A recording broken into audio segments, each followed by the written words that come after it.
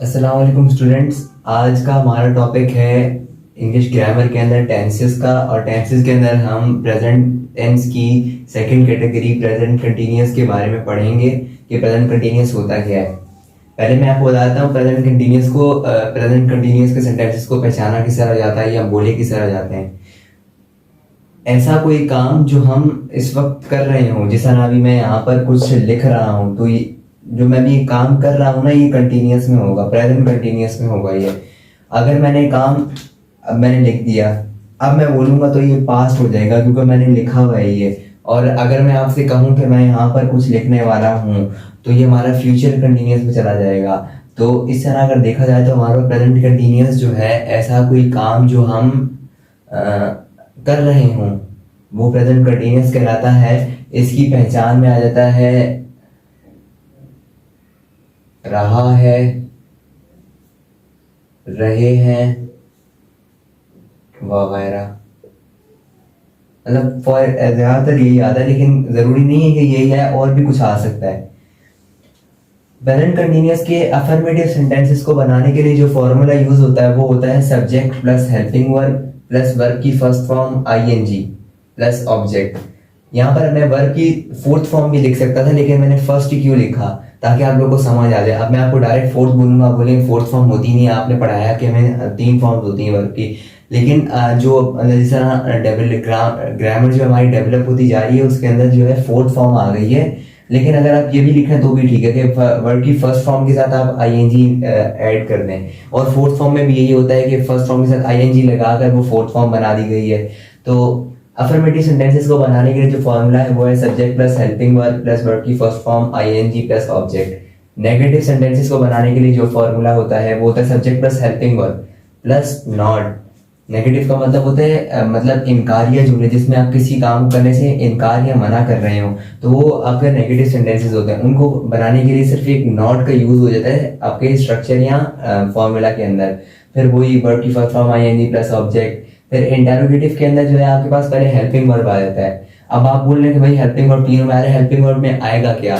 तो helping verb के अंदर जो होता है is am are. Present continuous के तीन हेल्पिंग वर्ब आपको याद रखने हैं, इज एम और आर। ये तीन अगर आपको याद होंगे तो आपको सेंटेंसेस बनाने में कोई मुश्किल नहीं होगी। इज एम और आर, ये बहुत इनका सिंपल यूज है। इज जो है वो थर्ड पर्सन के साथ यूज होता है।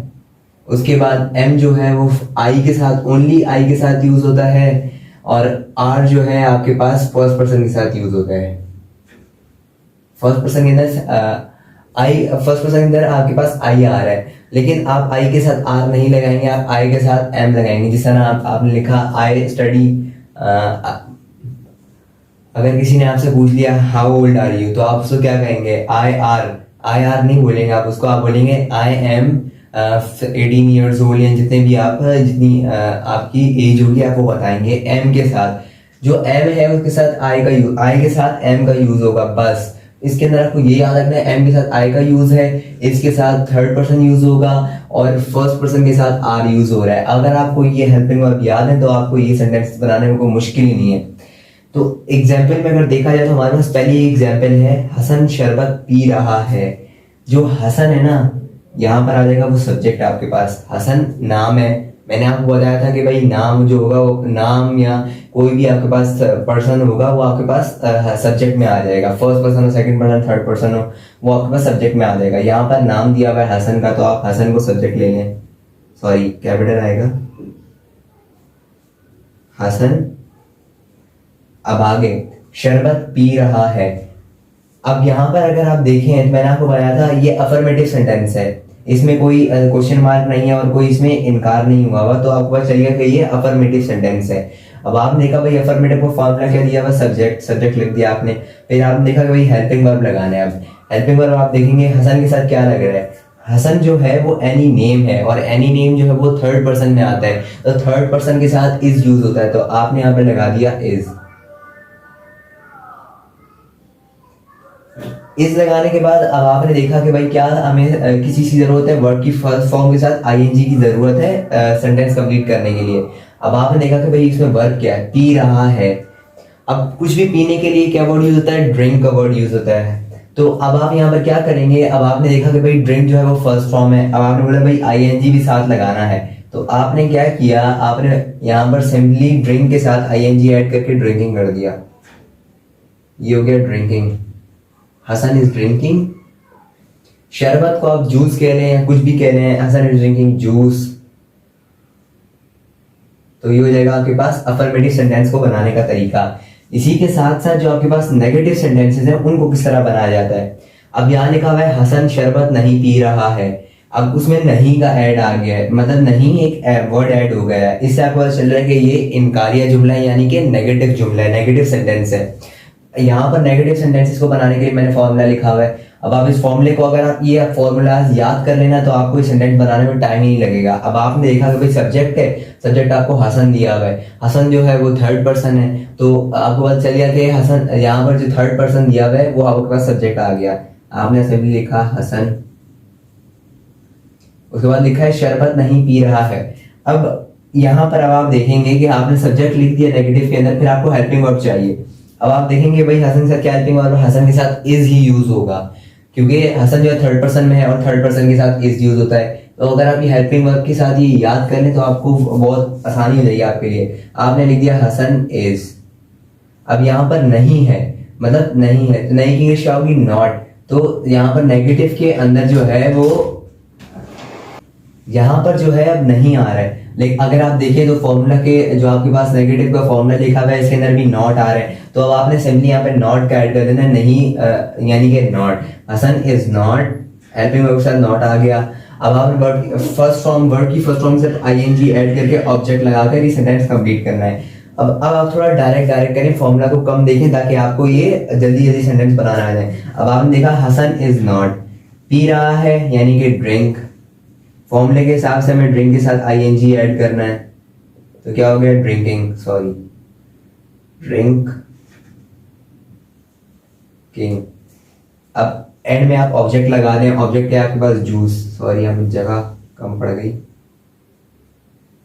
ये हो गया आपके पास second sentence complete. Third sentence आपको क्या दिया हुआ है, थर्ड सेंटेंस भी बहुत ही इजी है। क्या लिखा हुआ है, क्या हसन शरबत पी रहा है।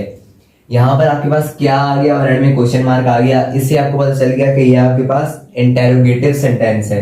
और इंटेरोगेटिव सेंटेंस को बनाने के लिए जो आपके पास स्ट्रक्चर यूज होता है वो स्ट्रक्चर है helping verb plus subject plus verb की first form ING plus object और फिर क्वेश्चन मार्क।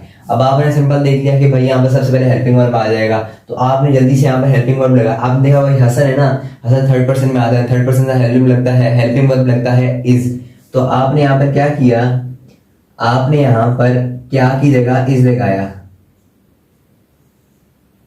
इज लगाने के बाद आपने देखा कि आपको सब्जेक्ट क्या है, सब्जेक्ट है ना यहाँ पर, आपने लिख दिया हसन इज हसन। अब आपने देखा कि भी आगे क्या, उसके बाद वर्ब की first form ING, Hassan is Hassan drinking, क्योंकि भाई आपके पास वर्ब की फर्स्ट फॉर्म में आ जाएगा ड्रिंक और आईएनजी लगा देंगे ड्रिंकिंग हो जाएगा, तो ये पी रहा की इंग्लिश आपके पास आ गई। उसके बाद अब आप इसको जब आगे ट्रांसलेट करेंगे, इज हसन ड्रिंकिंग, अब ऑब्जेक्ट की जरूरत है आपके पास, ऑब्जेक्ट, ऑब्जेक्ट क्या है जूस, पेरेंट में क्वेश्चन मार्क। ये हो गया आपके पास इंटरोगेटिव सेंटेंस कंप्लीट। इसी के साथ साथ जो आपके पास ये सेंटेंस दिया हुआ है यहाँ पर, हम 14 अगस्त मना रहे हैं। अब 14 अगस्त जो है वो एक डेट आ गई, ये ऑब्जेक्ट में भी आ गया एक तरीके से ना, तो मनाने, अब ये भी सेंटेंस बहुत इजी है। अब आप इसको जब ट्रांसलेट करेंगे तो आप करेंगे वी, अब आप जो वी के साथ हेल्पिंग वर्ब यूज होगा वो लगाएंगे, वी आर सेलिब्रेटिंग, मनाने की इंग्लिश होती है सेलिब्रेटिंग, या मना रहे हैं, इसकी वर्ब ये एक वर्ब है तो इसकी इंग्लिश क्या हो जाएगी सेलिब्रेटिंग, लिखते हैं वी आर सेलिब्रेटिंग। अब आप एंड में ऑब्जेक्ट लगाएंगे, ऑब्जेक्ट आपके पास क्या है, ऑब्जेक्ट है आपके पास 14th of August। अब आप यहाँ पर 14 अगस्त नहीं लिखेंगे, आप यहाँ पर लिखेंगे 14th of August, यहाँ इस तरह लिखेंगे, तो इस तरह आप लिख देंगे 14th of August।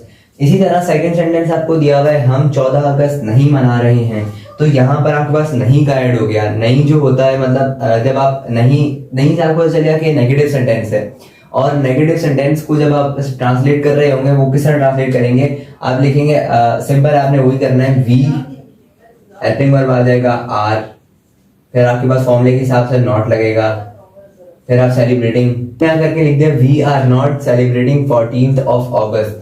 मैं आपको सेम सेम सेंटेंस इसलिए दे रहा हूँ ताकि अगर आपको भी सारे सेंटेंस चेंज करके दे दूंगा तो आपको जरा समझने में मुश्किल होगी, इसलिए मैं आपको जरा सेम सेम सेंटेंस दे रहा हूँ ताकि आप जब इसकी प्रैक्टिस करें तो आपको आसानी से समझ आ जाए।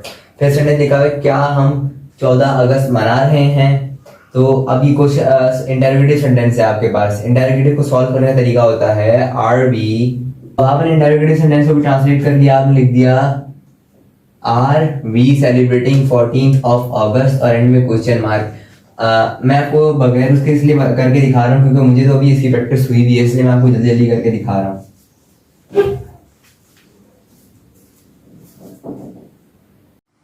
स्टूडेंट्स, इस वीडियो को यहीं पर एंड करते हैं।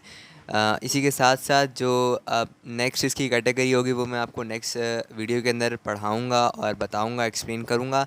बाकी आप जितना हो सके आप वीडियो को शेयर करें और मेरे चैनल को सपोर्ट करें। अल्लाह हाफ़िज़।